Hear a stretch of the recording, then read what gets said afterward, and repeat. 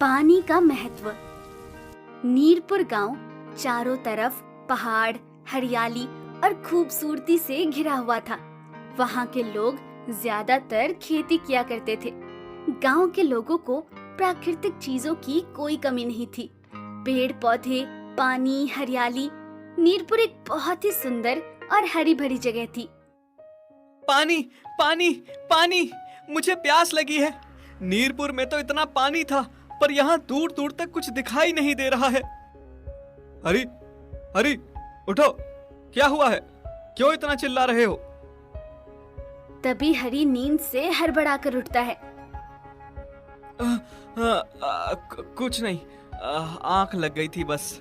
बुरा सपना देख लिया था शायद। खैर छोड़ो, तुम लोग क्या कर रहे थे? हमेशा की तरह बारिश होती रहेगी और हमारे खेत ऐसे ही रहेंगे। हाँ भाई, अगर नीरपुर में बारिश और पानी नहीं होगा तो कहाँ होगा? साक्षात देवताओं का वास है हमारे गांव में। कभी किसी चीज की कमी नहीं होती। गांव के कुछ और लोग चौबारे के पास अपने खेतों और फसलों की बातें कर रहे थे। तभी वहां पर गांव के एक बड़े बुजुर्ग बाबा किरोड़ी मल आ जाते हैं। तुम्हें पता भी है, आने वाले समय में पानी सबसे बड़ा संकट बनेगा। हो सकता है कि तीसरा विश्व युद्ध भी पानी की वजह से ही होगा। अभी अभी देखे बुरे सपने की वजह से हरी का ध्यान किरोड़ी मल की बातों पर जाता है। बाबा, आप कैसी बातें कर रहे हो? हमारे पास इतने सारे तालाब, कुएं और झरने हैं, ऐसे कैसे पानी खत्म हो जाएगा? चारों तरफ तो पानी ही पानी है। वही तो समस्या है बेटा, तुम लोग समझ नहीं रहे। ये जो दिख रहा है ये बस आज है। थोड़ी दूर जाकर देखोगे तो तुम्हें कोई झरना, पानी, तालाब नहीं मिलेगा। पर ऐसा क्यों होगा बाबा? जब मैं छोटा था तो लगभग 100 किलोमीटर के दायरे में खूब तेज बारिश होती थी, और आज देखो बस 10 किलोमीटर ही रह गई है। समय बदल रहा है बेटा, थोड़े दिन जाने दो, हमारा भी पानी खत्म हो जाएगा। अब बाबा किरोड़ी मल की ऐसी बातें सुनकर रामू और श्याम दोनों सोचने लगते हैं और बोलते हैं। हाँ बाबा, लेकिन इतनी जल्दी पानी खत्म होने का तो मतलब ही नहीं बनता। ऐसे थोड़ी हो सकता है। हाँ बाबा, रामू बिल्कुल ठीक कह रहा है। अब तुम इसे ऐसा ही देख लो, 10 किलोमीटर के बाद वाले गांव में बारिश नहीं हो रही तो वो हमारे तालाब से पानी भर रहे हैं। तभी वहाँ पर गांव का एक और व्यक्ति रमेश आ जाता है और आकर बोलता है। हाँ बाबा, मुझे भी ऐसा ही लगता है। तुम लोग देख लेना, अगले साल बिल्कुल भी बारिश नहीं होगी। देखो, अब तो इसने भी कह दिया, अब तो बारिश नहीं होगी। सब लोगों को बाबा किरोड़ी मल की बातों का ज्यादा असर तो नहीं पड़ता, लेकिन रमेश के मुंह से ये बात निकलते ही सब परेशान हो जाते हैं, क्योंकि गांव में सभी का मानना था कि रमेश जो भी अपने मुंह से निकालता है वो सच हो जाता है, और बुरी चीज तो खास तौर पर। बाबा, आपका तो पता नहीं, लेकिन अब इस काली जुबान ने बोल दिया, अब नहीं होगी बारिश। गई हमारी फसल भी और खेत भी। बोल तो दिया है, लेकिन इसका कोई उपाय तो होगा। अब आगे क्या करना है ये बताओ। इस बात के बाद सभी गांव के व्यक्ति बहुत परेशान हो जाते हैं और जवाब के लिए बड़ों की तरफ देखने लगते हैं। देखो, इसका एक उपाय है मेरे पास। अभी अगले साल को आने में 2 महीने बाकी है। सब मिलकर एक काम करते हैं, जितना हो सकता है बारिश का पानी इकट्ठा कर लेते हैं। अगले साल सिंचाई और व्यापार के काम आएगा।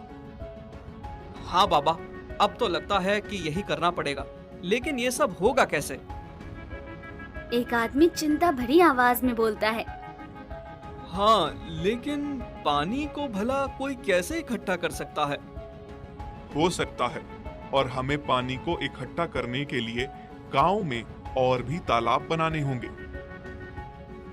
अब सारे लोग बाबा किरोड़ी मल के कहे मुताबिक काम में लग जाते हैं।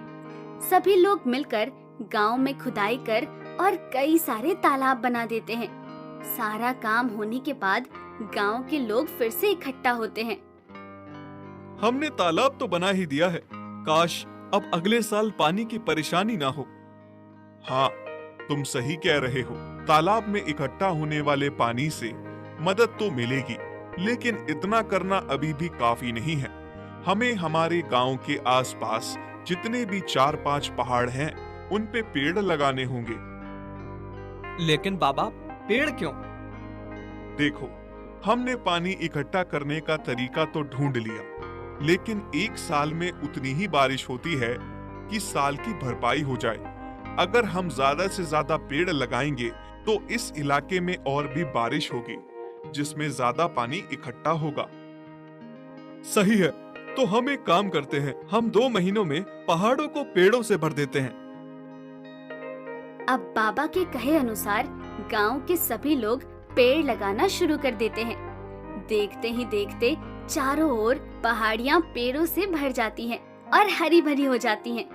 साथ ही साथ सभी लोग गड्ढे खोद देते हैं जिनमें पानी भर जाए, और उनके साथ साथ रास्ता बना देते हैं ताकि बारिश का पानी इधर उधर जाने के बजाय गड्ढे के जरिए जमीन में वापस चला जाए। मुझे लगता है कि अब हम सबने सारा काम पक्का कर दिया। इस साल की बारिश के इकट्ठा हुए पानी से हमारा काम चल जाना चाहिए। हाँ, बाबा के कहे अनुसार पेड़ों की वजह से बारिश अच्छी हुई है इस बार, और हमारी बनाई हुई सारी नहर और गड्ढे भी भर चुके हैं। अगले साल की सिंचाई में भी कोई परेशानी नहीं आएगी। बाबा, आपने बिल्कुल सही उपाय बताया था पानी को इकट्ठा करने का। अगर बारिश ना भी हुई तो भी गुजर चल जाएगा। अब बारिश का मौसम आता है और खूब जोरदार बारिश होने लगती है। सब लोग तो कुछ और ही अंदाजा लगाकर बैठे थे। अब बारिश देखकर गांव के सभी लोग एक जगह इकट्ठा हो जाते हैं। पर रमेश ने तो बोला था कि इस बार बारिश नहीं होगी। ये तो पिछले बार से भी तेज बारिश है। इसका मतलब इन्होंने मिलकर हमसे झूठ बोला। हाँ, और हमने जो बेवजह इतनी सारी मेहनत की, उसका क्या? ये सभी लोग आपस में बातें कर ही रहे होते हैं कि तभी ये लोग देखते हैं कि बहुत सारे लोग भीड़ में इकट्ठा होकर उनकी तरफ चले आ रहे हैं। ये इतने सारे लोग एकदम से यहाँ क्यों आ रहे हैं? तभी गांव के लोग देखते हैं कि वो सभी अपने हाथों में फल और मिठाई लिए हुए हैं और उन सभी के चेहरे पर मुस्कान थी। तभी उनमें से एक व्यक्ति आगे आकर बोलता है, हम लोग पास के गांव सीमापुर से आए हैं। मैं वहां का सरपंच हूं। हम लोग आपका बहुत धन्यवाद करना चाहते हैं, खास तौर पर सरपंच जी, बाबा करोड़ीमल और रमेश का। आप लोगों की वजह से ही ये सब हो पाया है। ना जाने कितने सालों बाद हमने बारिश देखी है। इंद्रदेव तो मानो हमसे रूठ ही गए थे। फिर वो सभी लोग एक एक करके बड़े लोगों के पैर छूने लगते हैं और उनकी आंखों में आंसू थे। अरे आप लोग ये क्या कर रहे हैं? कम से कम पैर तो ना छूइए। ये तो बहुत छोटी सी चीज है बाबा। जो आपने हमारे लिए किया है उसका एहसान तो हम कभी नहीं भूलेंगे। तभी बाबा किरोड़ीमल आगे आकर बोलते हैं, ये कोई एहसान वगैरह नहीं था। दरअसल हमें पता था हमारे यहाँ इस साल हर बार की तरह बारिश होगी। तो फिर आपने हमसे इतनी मेहनत क्यों करवाई? बेटा देखो, जिस हिसाब से हमारा गांव है, यहाँ हर बार बारिश होना लाजमी है, क्योंकि ये चारों तरफ से पहाड़ों और जंगलों से घिरा हुआ है। लेकिन क्योंकि हमने जंगल में जाकर पेड़ काटे थे, तो हमारी वजह से पड़ोस वाले गांव में बारिश नहीं हो रही थी। हाँ, अब जो पेड़ हमने लगाए हैं, उससे क्या होगा कि जो बादल हर साल बिना बारिश के यहाँ से चले जा रहे थे, पेड़ों की वजह से वो एक जगह इकट्ठा हो जाएंगे। और हमारे यहाँ तो बारिश हुई है, पड़ोस के गांव में जो बारिश हमारे पेड़ काटने की वजह से नहीं हो रही थी, वो भी इस साल हो गई। और जो पानी इकट्ठा किया था, वो लोगों के भी काम आएगा और हमारे भी। बाबा, हम अब सीमापुर के लोगों को देखकर समझ गए कि पानी का क्या महत्व है और आपने हम सबसे मेहनत क्यों करवाई। हाँ, पानी की कमी होना वाकई में एक समस्या बन सकती है। हमें खुद ही पानी बचाना चाहिए, बल्कि प्रकृति की और चीजों को भी नुकसान नहीं पहुंचना चाहिए। चलो, आखिरकार तुम लोगों को मेरी बात समझ आ गई। मीरपुर गांव चारों तरफ से पहाड़, पेड़ पौधे और पानी से घिरा हुआ था। वहां के लोग ज्यादातर खेती किया करते थे। वहां पर प्राकृतिक चीजों की कोई कमी नहीं थी। पेड़ पौधे, पानी, हरियाली। मीरपुर एक बहुत ही सुंदर और हरी भरी जगह थी। पानी, पानी, पानी, मुझे प्यास लगी है। मीरपुर में तो इतना बहुत सारा पानी था, पर यहाँ दूर दूर तक कुछ दिखाई नहीं दे रहा है। अरे अरे उठो, क्या हुआ है? क्यों इतनी जोर जोर से चिल्ला रहे हो? तभी हरी एकदम से उठ जाता है और बोलता है, अरे कुछ नहीं, वह बस मेरी आंख लग गई थी। कुछ बुरा सपना आ गया था। पैर छोड़ो, तुम लोग क्या कर रहे थे? हमेशा की तरह बारिश होती रहेगी और हमारे खेत ऐसे ही हरे भरे रहेंगे। तुम इस बात की चिंता मत करो कि बारिश नहीं आएगी। गांव के कुछ और लोग चौबारे के पास खड़े होकर अपनी फसलों के बारे में बातें कर रहे थे। तभी वहां पर गांव के बड़े बुजुर्ग बाबा किरोड़ी मान आ जाते हैं। तुम्हें पता है, आने वाले समय में पानी सबसे बड़ा संकट बनेगा। हो सकता है तीसरा विश्व युद्ध भी पानी की वजह से ही होगा। अभी अभी देखे हुए बुरे सपने की वजह से हरि का ध्यान किरोड़ी माँ की बातों पर जाता है। पर ऐसा क्यों होगा बाबा? जब मैं छोटा था, लगभग 100 किलोमीटर के दायरे में खूब तेज बारिश होती थी, और आज देखो बस 10 किलोमीटर ही रह गई है। समय बदल रहा है बेटा, थोड़े दिन जाने दो, हमारा भी पानी खत्म हो जाएगा। अब किरोड़ी मन बाबा की ऐसी बातें सुनकर रामू और श्यामू दोनों सोचने लगते हैं और बोलते हैं, हाँ बाबा, लेकिन इतनी जल्दी पानी खत्म होने का तो कोई मतलब ही नहीं बनता। हाँ बाबा, रामू बिल्कुल ठीक कह रहा है। ऐसे कैसे पानी खत्म हो सकता है? अभी तो बहुत टाइम है। अब तुम इसे ऐसे ही देख लो, 10 किलोमीटर के बाद वाले गांव में बारिश नहीं हो रही, तो वह हमारे तालाब से पानी भर रहे हैं। तभी वहां पर गांव का एक और व्यक्ति रमेश आ जाता है और वहां आकर बोलता है, हाँ बाबा, मुझे भी ऐसा लगता है। तुम लोग देख लेना, अगले साल गांव में बिल्कुल भी बारिश नहीं। हाँ हाँ हाँ हाँ, देखो तो इसमें भी कह दिया, अब तो बारिश नहीं होगी। सब लोगों को बाबा किरोड़ी मन की बातों का इतना असर तो नहीं पड़ता, लेकिन रमेश के मुंह से यह बात निकलते ही सब परेशान हो जाते हैं, क्योंकि गांव में सभी का मानना था कि रमेश जो भी अपने मुंह से निकलता है वह सच हो जाता है, और बुरी चीज तो खास तौर पर।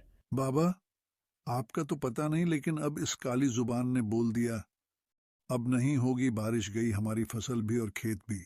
बोल तो दिया है, लेकिन अब आगे क्या होगा, इसका क्या करना है? कोई उपाय तो होगा बाबा।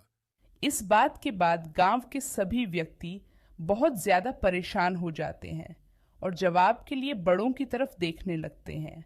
देखो, इसका एक उपाय है मेरे पास। अभी अगले साल को आने में 2 महीने बाकी है। सब मिलकर एक काम करते हैं, जितना हो सकता है बारिश का पानी इकट्ठा कर लेते हैं। अगले साल सिंचाई और व्यापार के काम आएगा। हाँ बाबा, अब तो लगता है यही सब करना पड़ेगा, लेकिन ये सब होगा कैसे? एक आदमी चिंता भरी आवाज में बोलता है, हाँ, लेकिन पानी को भला कोई कैसे इकट्ठा कर सकता है? हो सकता है, और हमें गांव में पानी इकट्ठा करने के लिए और भी तालाब बनाने होंगे, जिससे पानी इकट्ठा हो जाएगा। अब सारे लोग बाबा किरोड़ी माँ की कही मुताबिक काम में लग जाते हैं। सभी लोग एक साथ मिलकर गांव में तालाब बनाने के लिए काम में लग जाते हैं और पूरे गांव में कई सारे तालाब बना देते हैं। सारा काम होने के बाद गांव के सभी लोग एक साथ इकट्ठा हो जाते हैं। हमने तालाब तो बना ही दिया है, काश अब अगले साल पानी की परेशानी ना हो। हाँ, तुम सही कह रहे हो, तालाब में इकट्ठा होने वाले पानी से मदद तो मिलेगी, लेकिन इतना करना अभी काफी नहीं है। हमें हमारे गांव के आसपास जितने भी 4-5 पहाड़ हैं, उन पर पेड़ लगाने होंगे। लेकिन बाबा, पेड़ क्यों लगाने हैं? हमने इतना बहुत सारा तालाब बना तो दिया। देखो, हमने पानी इकट्ठा करने का तरीका तो ढूंढ लिया, लेकिन एक साल में उतनी ही बारिश होती है कि साल की भरपाई हो जाए। अगर हम ज्यादा से ज्यादा पेड़ लगाएंगे तो इस इलाके में और भी बारिश होगी, जिससे ज्यादा पानी इकट्ठा होगा।